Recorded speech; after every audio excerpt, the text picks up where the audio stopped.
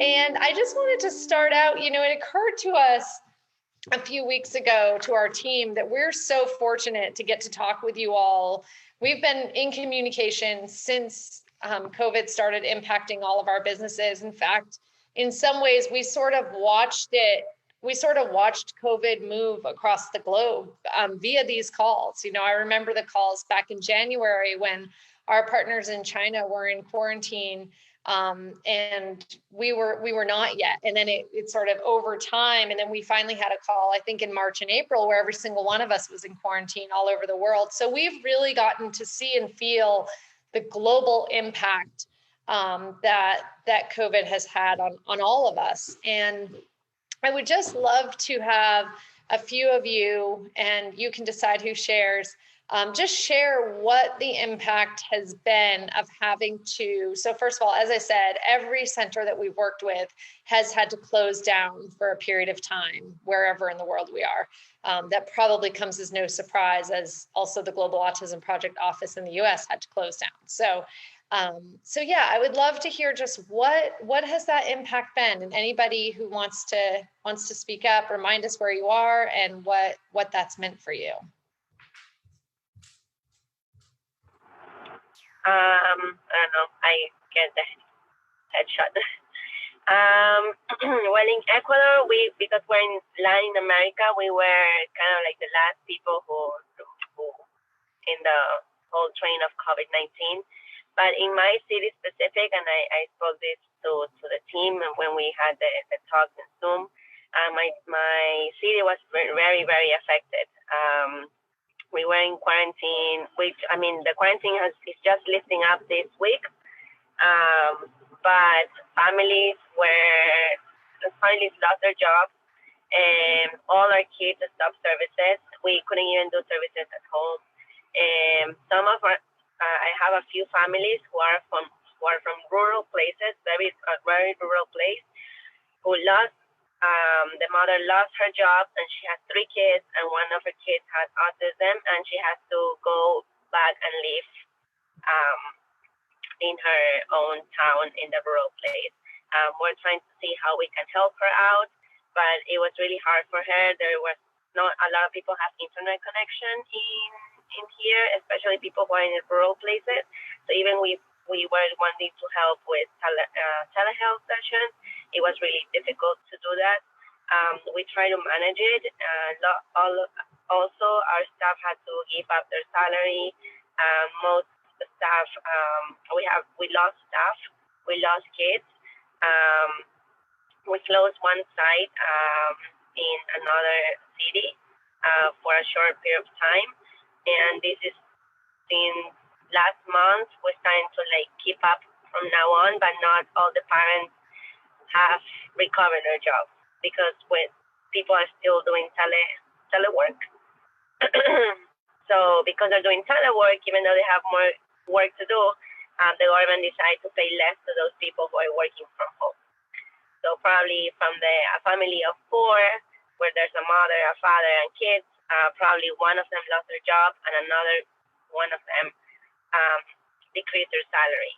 So it's been really hard for their parents, and so obviously people lost family members, and it's another expense there too. So that's how we are right now in the city that Centro Enigma is. Got it. Who else wants to share the impact that it's had where you are?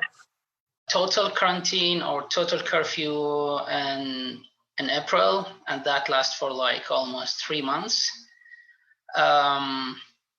So we start losing the amount of time that we can dedicate to services. Then suddenly we lost all the time we can work with kids. We are now the whole country under a total curfew. So that caused a lot of problems. The first one is our kids lost their access to the services. That also caused a lot of problems regarding how the business is working, the money, the expenses that still nagging and coming every day. So it was a very difficult time for us. After 3 months, thanks God, now everything starts opening. They start opening gradually, and now we are functioning as usual with a lot of precautions. We managed to keep some online sessions, free online sessions for our kids at the beginning of the total curfew. So we make sure that the parents have a guidelines or a roadmap how to navigate the few difficult weeks to come. Got it. Excellent. That's one thing I think that really impressed all of us and didn't surprise any of us was how incredible you all were at adapting and making things work for parents and doing telehealth even in places where people don't have computers, doing things via text and WhatsApp and all that. And I think that it just speaks to, we often say about our partners that it's not about your resources, it's about your resourcefulness. And your resourcefulness was so throughout all of this, and I know we're still in it, but in the beginning, and still is, was just one of the most incredible things to see. And I was very confident that this team, this Global Autism Project family, is going to stay together and weather this. And I think in a lot of ways, because you're used to being resourceful and resilient, it helped in a lot of ways. Pooja, do you want to speak to, I know you're in Kenya, do you want to speak to what, if any, assistance local governments offered you and other people? Sure. So personally for Kaizara, we did not receive government support. Having said that, as a private organization, there's not much that we can apply for because being private, it's not recognized for much of that support. They did try and support some families with special needs who applied through the National Council of Persons with Disabilities. And I believe a subset of those who applied did get something. I'm not sure how much, how significant it was, but there was something that was happening at that time. We were affected in the sense that we had to close for a month. Immediately we had to close, we put up provisions for telehealth, trained the staff immediately. We are limited on laptops, and I seemed to be like a tech person for quite some time, fixing laptops and doing all that kind of stuff. But we managed running our sessions online, and they were very successful. Some of our clients have come back. A lot have not yet. And we are running on a smaller scale at the moment because of social distancing. So where we could have 4 or 5 sessions in a room, right now there's only strictly 2 sessions in each given room. So those are some of the challenges we're dealing with at the moment, but we have learned how to do telehealth through all this. And we're still going strong in Tanzania because there is no coronavirus according to what is officially given out. There are no restrictions. There is no social distancing. There's no COVID. So we're trying to get Tanzania sessions back to where they were. It's still not 100%, but we're almost there, and that they're recovering from closing for a while as well. You've been watching Autism Knows No Borders.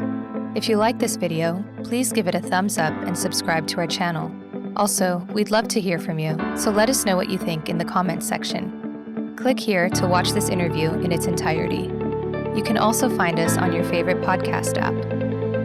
Tune in each week for engaging conversations of how people across the globe are inspiring change and building community. Thanks for watching. Take care.